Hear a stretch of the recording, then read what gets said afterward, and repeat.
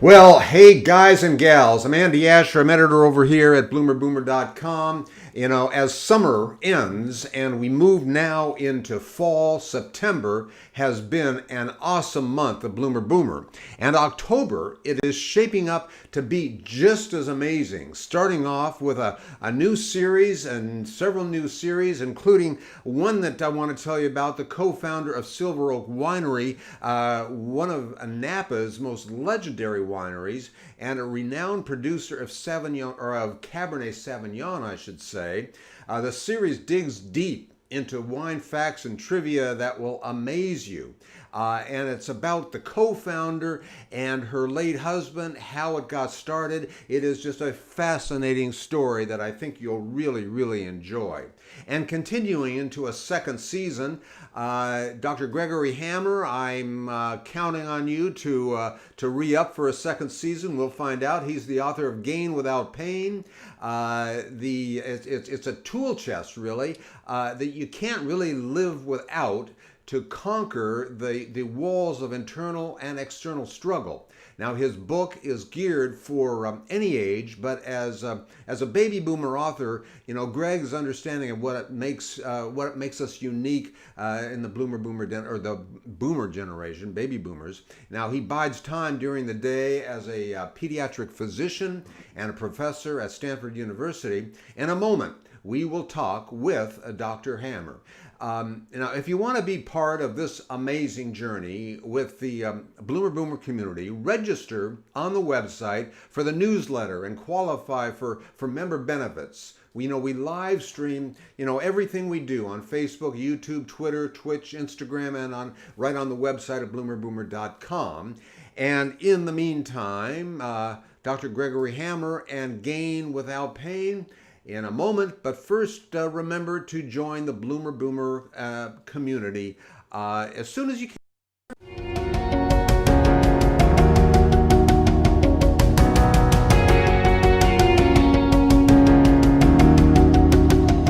Well, hello, Greg. Hello. How are you today?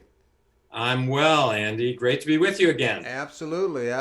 Welcome to to a great show. And you know what? This one on gratitude is, to me, one of the huge topics, because gratitude, it seems as though we never really properly understand how to show gratitude. I was thinking about you. You may see a patient, a youngster, and it won't be until that same person is in their 20s that they think back. They don't know how to show their gratitude. They feel it inside, of course. So things like that are kind of what keep my mind going. But it is really in such short supply, and I just wonder why.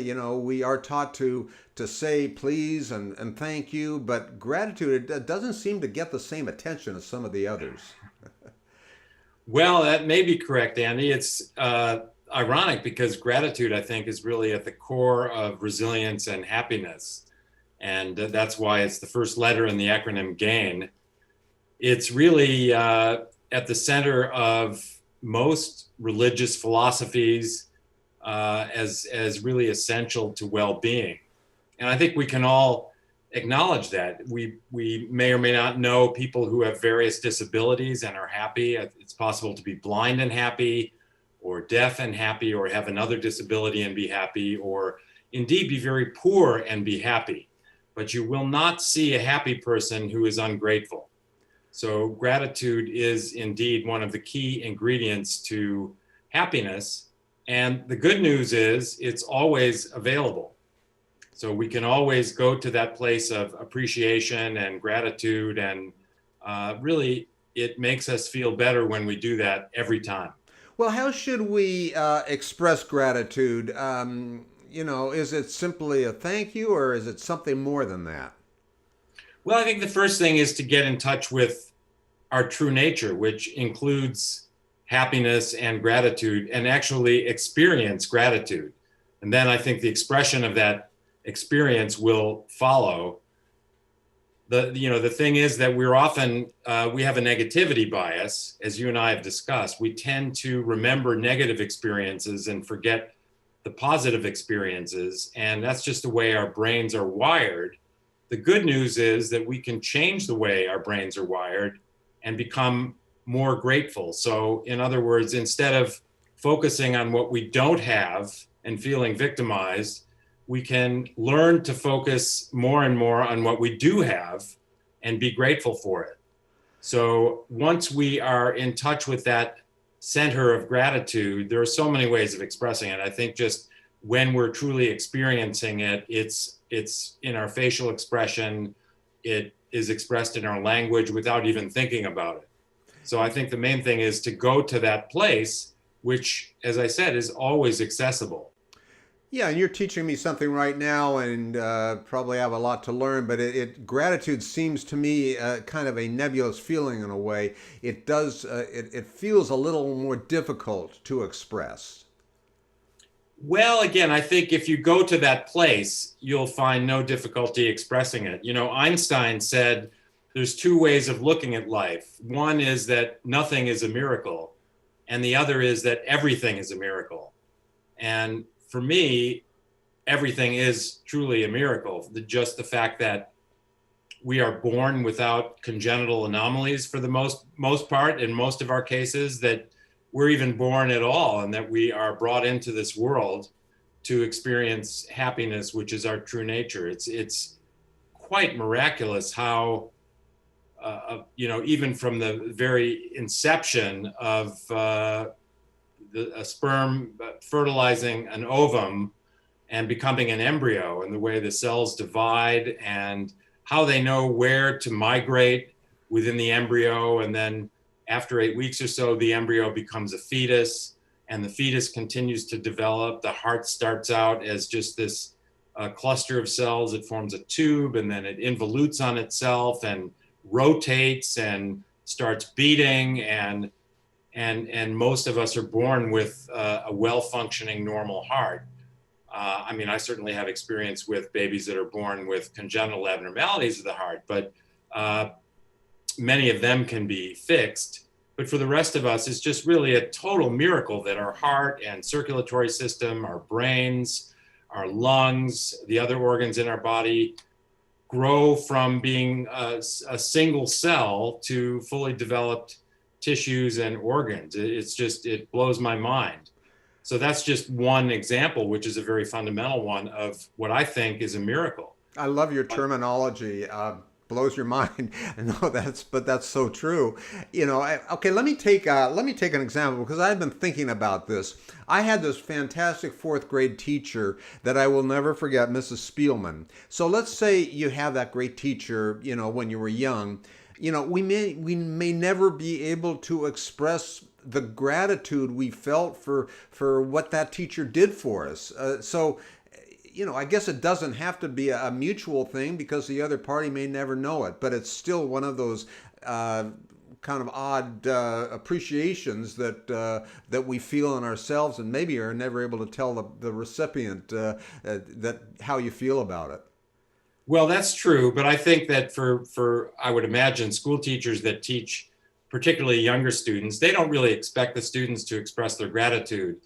And even if one of those students they taught over a period of 10 or 15 years sends them a card at holiday time expressing gratitude, expressing well wishes, or you mentioned being a pediatric intensive care physician and pediatric anesthesiologist, many of my patients are too young to express gratitude, but I don't really need their gratitude per se. Their families are often grateful, but even if they don't express that to me, I'm grateful for the ability to do my job, and grateful for the privilege really of serving. And it does, I have to say, feel good when I do get an expression of gratitude from a patient, maybe 10 or 15 years after I took care of them, which does happen. I do get cards and messages from patients I took care of. But the gratitude is not something that we necessarily need to have expressed. It's sort of just out there, and we'll take it when we receive it. But otherwise, I think it comes from within primarily. It's really the way we look at the world, and we can be grateful without any particular event occurring. Okay. Yeah. And that even I makes think sense. right now, Andy, we've talked about the pandemic and how difficult a time this is for people, and so many people are suffering. And I think it's a really important time to consider, excuse me, what life was like a little over 100 years ago during the 1918 influenza pandemic. Things were absolutely so much worse. 50 million people or so worldwide perished during the pandemic. And I realize that we have over 200,000 in the United States. I don't know the number for worldwide, but I think it's under a million. And that's a lot of people. But compared to 1918, the number of deaths, just the sheer misery where medical attention was difficult to find, sanitation was not what it is now. Our forebears were really isolated from their loved ones. And now, I mean, we can be physically isolated and being careful for social distancing, but we can still connect with our loved ones virtually. And, we have so much technology and so many things to our advantage now that our grandparents and great grandparents didn't have 100 years ago. And I think we need to remind ourselves of how much for which we have to be grateful right now. Yeah, that's a good way to look at it. Now, maybe enough of my questions. I know we have a few questions that people want to ask, and you can also maybe talk about next week. But you have a moment to take some frequently asked questions? Absolutely. It would be my pleasure. Okay, we'll be right back.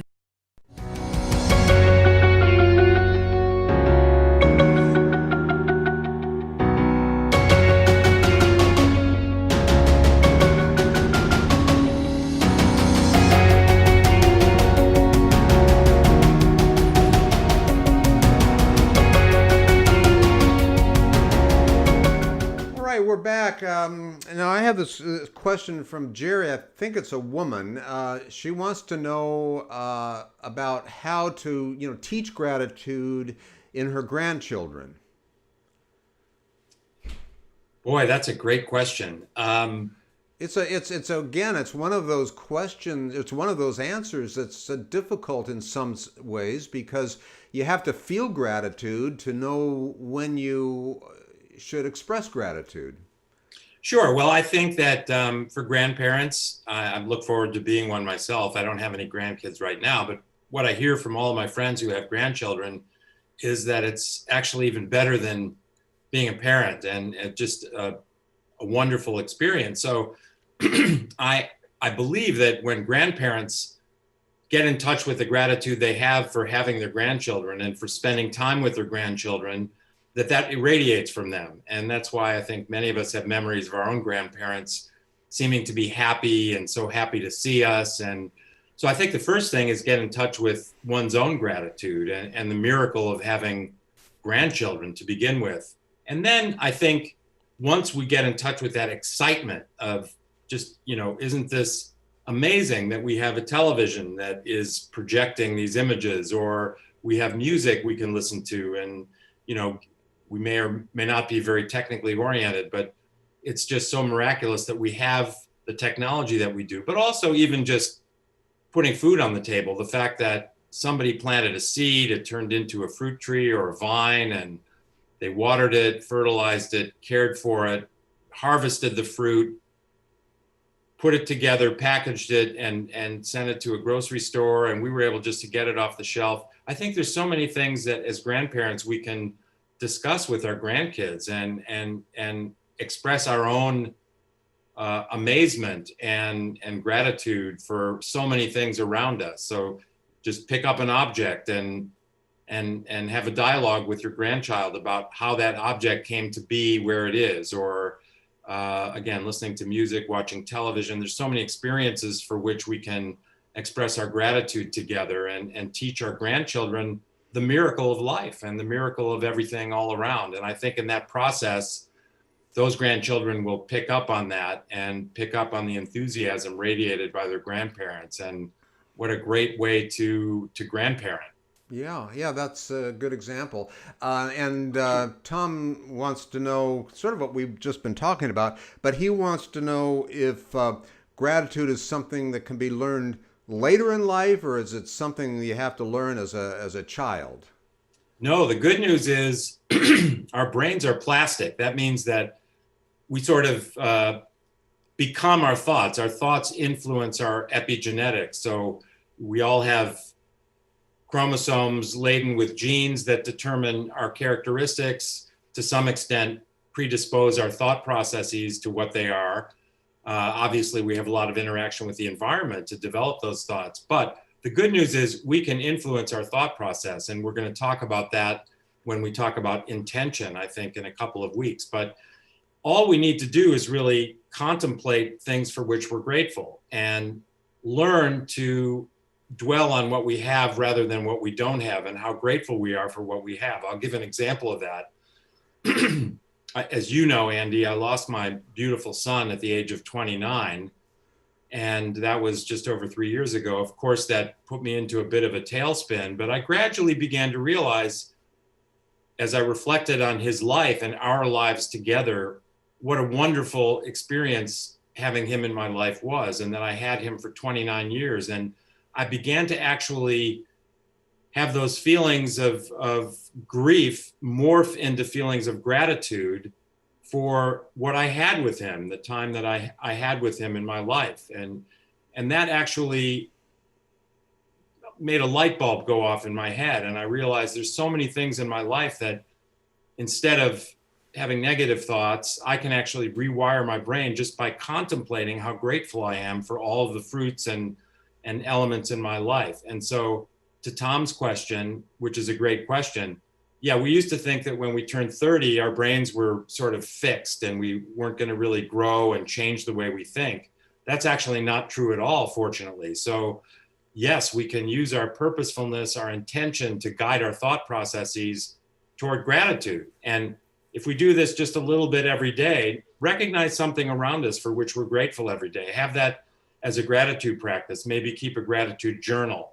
But even just keep a journal in our heads for things for which we're grateful every day. And pretty soon we'll look back over a period of 3 to 6 months and realize that we're actually thinking differently than we were before. We're actually happier and more resilient, being grateful to a greater extent than we had been previously. So this is something we can always rewire. We can always reroute our thought processes, even if we're older. Yeah, and I'm sort of now getting a different vision of gratitude in this discussion. Susan's asking, or wondering, I guess, if feelings of gratitude may never actually ever get expressed to the deserving person. In understanding what we're talking about in gratitude, I think now I may know the answer, but why don't you address that?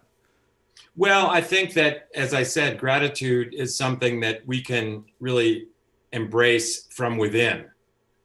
We should not, although I know we sometimes are dependent on other people's behavior to feel gratitude from them.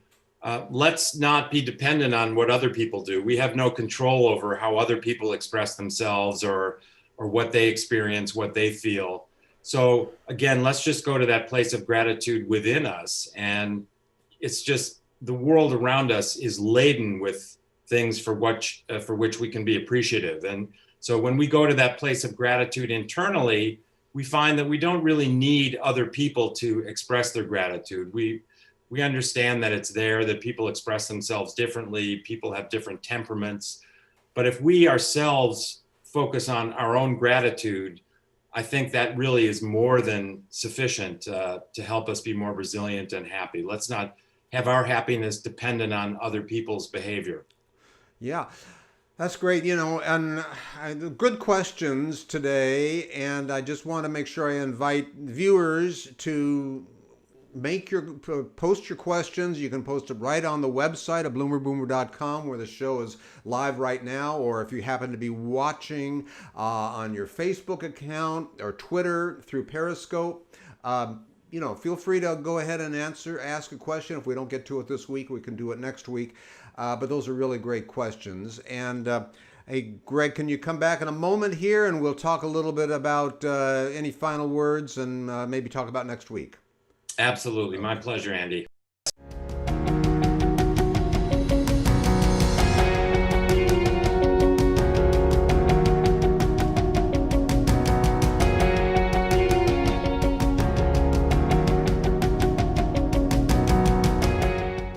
Greg, we're back, and for people that want to know a little bit more about the book and so forth, can you talk about that just a little bit?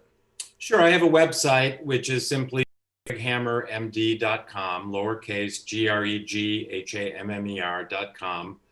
And there's a media link there and lots of podcasts and radio and television interviews, including our talks together, Andy, which I'm grateful for you allowing us to post. And there's also a link to the book site on Amazon. And the name of that book is Gain Without Pain, The Happiness Handbook for Healthcare Professionals, although I certainly think people outside of healthcare will enjoy it. I do have a pocketbook version of that, which is called Gain Without Pain, Your Happiness Handbook. And I hope that that will be out before Christmas. Oh, wow. Yeah, that'll be great. And a handbook. That will be excellent. Well, Greg, as always, thank you very, very much. Good to see you again. Good information, and we'll shoot to see you next week. Looking forward to it, Andy. Thank you so much. All right. Well, I want to thank everybody for watching today. Thank you, Greg. As I say, we'll be back same day, same time next week. Dr. Greg Hammer, author of Gain Without Pain. And you can find out more on Facebook and YouTube at bloomerboomer.com. And if you like this, please like us on Facebook and follow us. In the meantime, get acquainted with Bloomer Boomer and sign up. See you later. So long.